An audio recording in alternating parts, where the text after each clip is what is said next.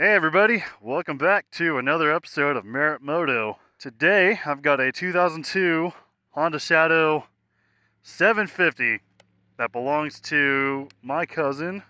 Oh, key. Duh. That's on. Alright. I'm gonna follow him to the highway because I don't know where I'm going. Oh, this thing sounds great.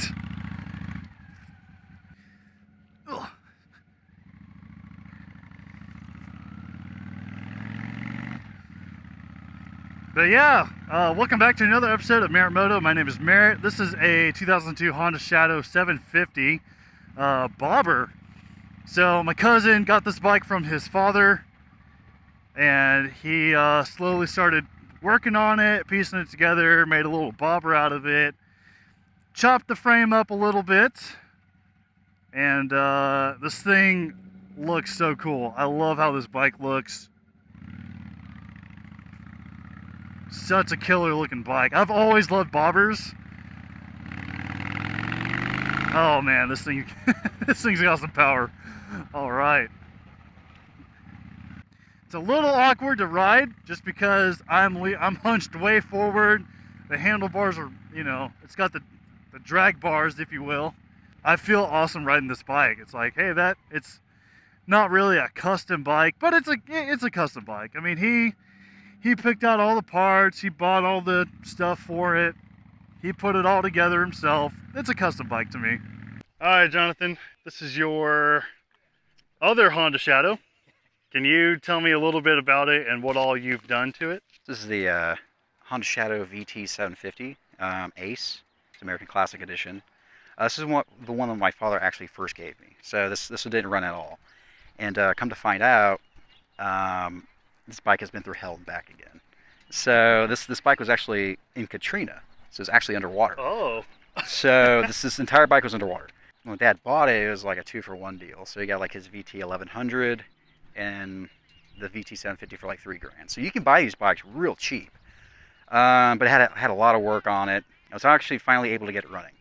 A lot of the stuff I did to it. So I guess we kind of go from the rear end forward. My father, he did put the Vance & Hines cruisers on it, which give it a nice deep, throaty sound to it, which I love.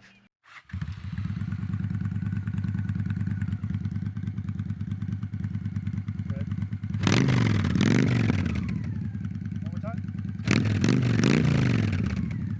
And then I went ahead and put the blue collar bobber bob kit on it, so the rear fender right here, and then I went ahead and did the seats, so all leather seat. Now, for those who actually are interested in purchasing the blue collar bobber kit, you will have to cut the frame. So I actually did have to cut the frame. So I would have never noticed it. Yeah. Though. I mean, it looks clean as it sits. So just for those who want to buy it, just FYI, you will have to modify the frame. I went ahead and got TJ Boodle Customs, the electronics little e-tank. It's kind of mimics the old school Harley kind of oil tanks you used to have back in the day. What is it again? This is a e-tank. So all the electronics go into this little box here. And then down here, so I went ahead and went with the anti-gravity lithium battery. So it's super easy charge, real light. Holy crap, that battery's light as hell. Went ahead and did a new clutch cable on it. So went ahead and put a new clutch on it. It's real dirty. It's kind of a dirty bike. I really don't clean it. It's real dirty, but I went ahead and got TJ Boodle Customs idle air control screws. The actual shorty chokes are here. And then went ahead and got the velocity stacks on it and had to rip all the EGR stuff off of it and EPA stuff. Kind of going up ahead here, I went ahead and got the TJ Boodle Customs single cable throttle assembly. Got some shorties, handbrakes, and also the clutch. I like these a lot. On your other bike, I was telling how I really like how you can adjust them and everything. Oh yeah, so you can adjust it. That's what I like about it. Plus, on the other bike, because Melly, her hands are real small, so so it's easier for her. I would like to eventually replace these with some of the rear, like the rear ones. Sure. Okay. Or the turn signals. Yeah, the turn signals. So yeah, in the rear, went ahead and added those to it.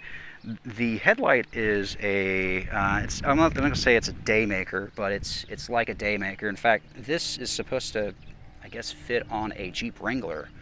So yeah, no, it kind of fits the same, but I actually had to modify the entire assembly piece and do little tack welds to get it to fit in. So it looks cool though. Yeah. Explain the button. What does that do? So this is from TJ Brutal Customs as well. So I saw him do that where he actually put the start switch inside the headlight assembly. And I was so like, I wanted to do that so bad. So I went ahead and drilled a tiny little hole. Of course, you can only make one mistake. Like just one go. But I did really good. I blended in quite well. So this is actually, you push that in to start the bike. And then it looks factory. Yeah, it looks straight factory to me. So that's cool. So, and then I did the on and off the kill switch right here. So I actually put it into the main assembly. Yeah. Eventually, I would like to get the TJ Brutal Customs peanut tank for the 750 and then relocate all this to the side down here. So I actually have to weld assemblies to the frame. So is this your project bike pretty much? It's still the project bike. Okay. It's still, I still kind of want to have some fun with it. So, so the headlights, or excuse me, the taillights, but the taillights, these are all custom as well. So it's something you can probably get off of Amazon for pretty cheap, but went ahead and put these on there. I like the kind of the slats to it. I do too. They look cool. This is from TJ Brutal Customs as well. So this is, I guess, the Ford assembly light piece. So I went ahead and put that on there as well. I will need to eventually, these are the passenger pegs, so we'll have to cut those off. That's so you can do wheelies and stuff and stick. Oh yeah, that's true. Yeah, I didn't think of that. But yeah, so it's a great little bike. Eventually, like, I'd like to hardtail it. I like to do a few other things to it, but it's a fun little bike. I really love the drag bars on it because everyone's kind of going for like the Z bars or the ape hangers, but I just like the drag bars. It looks more, I guess, aggressive. Yeah, they do. So, it's just a cool looking bike. This is a bar hopper. 100%. This is a bar hopper.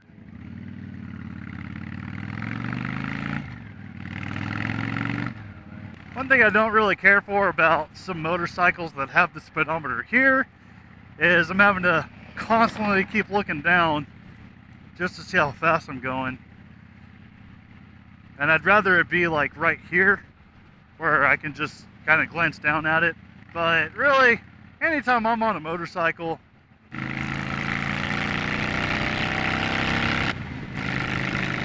I don't really care how fast I'm going. So we're rolling into downtown Cleburne today. And, oh, this is totally a red light. So fun fact, these roads, man. The last video that you saw was the Honda Shadow 600. I did that about 30 minutes ago. And now we're on his other bike. Hey, there's a road glide right there. This is a really good bike for cruising around town, but for about 30 minutes. It's not, like right now, it's not too bad. Like, since I just got on this thing like 5 minutes ago, I'm not too terribly uncomfortable. Not that it's entirely uncomfortable, but I mean, the Springer seat, I'm hunched forward, I'm trying to reach these handlebars. Not super practical, but that's okay. Once again, that's not what this bike is about. This is like a custom build kind of deal where he put, custom parts on this thing, and I can't remember the name of the guy where he bought a lot of the stuff from.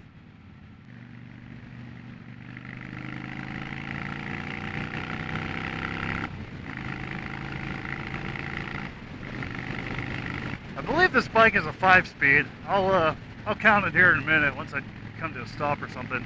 But on the highway, it's really not too bad. I feel very, very stable on this bike.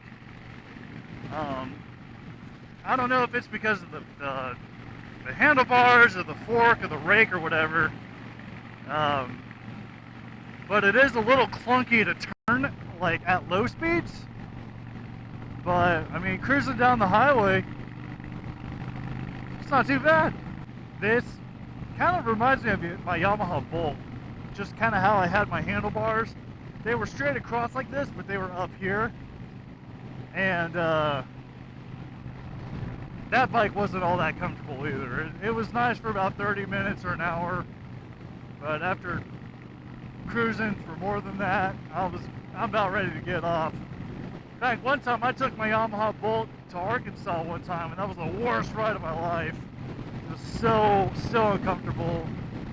But I feel like this bike can get out of its own way pretty easily. I mean, I would be afraid to take this thing to Dallas or something from where, because I live in Waxahachie.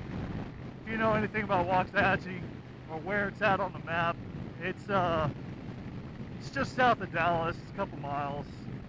I say couple. It's like 20 or 30 miles or so from Dallas. But I wouldn't be afraid to take this to like a bike meet or something in Dallas.